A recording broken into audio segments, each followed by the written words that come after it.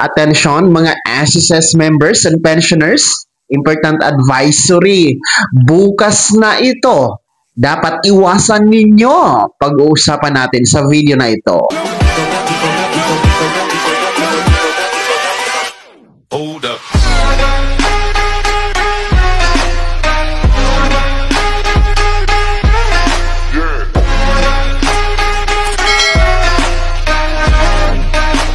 Hello mga ka-vlogs! Welcome dito sa aking YouTube channel. Magandang araw po sa lahat ng mga manonood. Saan po kayong dako sa mundo? Kumusta mga ka-vlogs? Eto ha mga miyembro at pensyonado ng SSS. Bukas na po, May 1, 2025.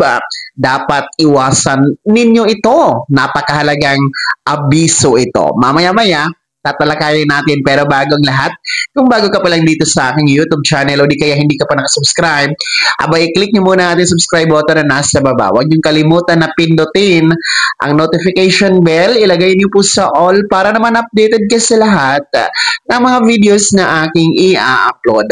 Eto na nga po no, mga miyembro at pensyonado ng SSS, bukas na po magaganap na ang National Regular Holiday. Kung makikita nyo po sa inyong kalendaryo, bukas ay May 1, pula po ang nasa kalendaryo dahil yan po ay Labor Day o araw ng mga manggagawa. Nationwide po yan ating ipagdiwang, no?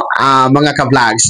Naman po, no, dahil nga po ngayong araw na ito, April 30, magtatapos na nga ang buwan ng Abril at unang araw bukas sa Mayo, abiso at paalala po para sa inyo mga miyembro at pensyonado na huwag kayong pumunta o bumisita sa alinmang branch ni SSS Nationwide dahil sarado po ang lahat ng branches nito nationwide bukas dahil nga po sa regular holiday, no? And actually kahit naman mga pribado at maging itong mga panggobyernong opisina katulad ni SSS ay sarado talaga bukas mga ka-vlogs dahil regular holiday po yan, taon-taon natin yan ginugunita ang Labor Day o araw ng mga manggagawa. Kaya iwasan nyo pong pumunta, bumisita sa alinman sa branch ni SSS bukas para hindi po masayang ang inyong pamasahe, ang inyong oras, no?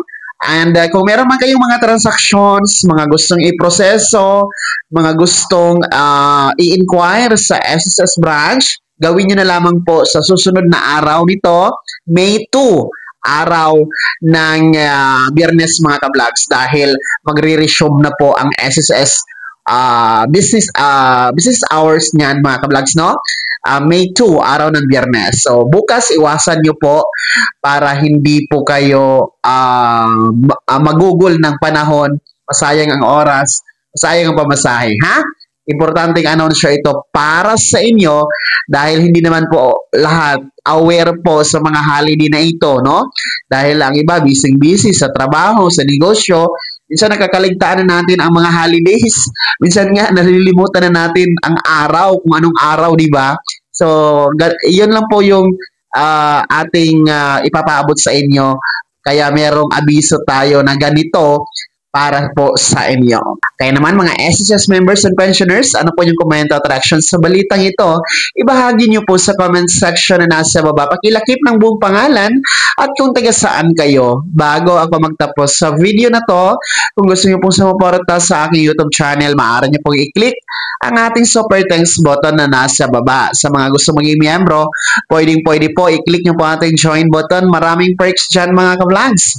Be my member now. Sana'y naging gabay ang video na to at paano na pag-uusapan natin ang mga mahahalagang bagay-bagay na may kinalaman sa pagiging miyembro, benepisyaryo at pensyonado sa SSS. Kung hindi ka pa nakasubscribe dito sa aking YouTube channel, maaari nyo nang i-click ang ating subscribe button na nasa baba.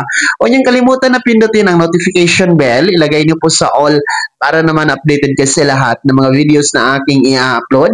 Maaari nyo ding i-like ang video na to at kung meron ka pang mga katanungan, maaari nyo i-komento sa comment section na nasa baba. Paki-follow na din po ang aking official Facebook page na nasa screen nyo. Muli po, ako si Daniel Timpawan na nagsasabing dito sa aking YouTube channel, Pawang Katotohanan at lahat, totoo lamang.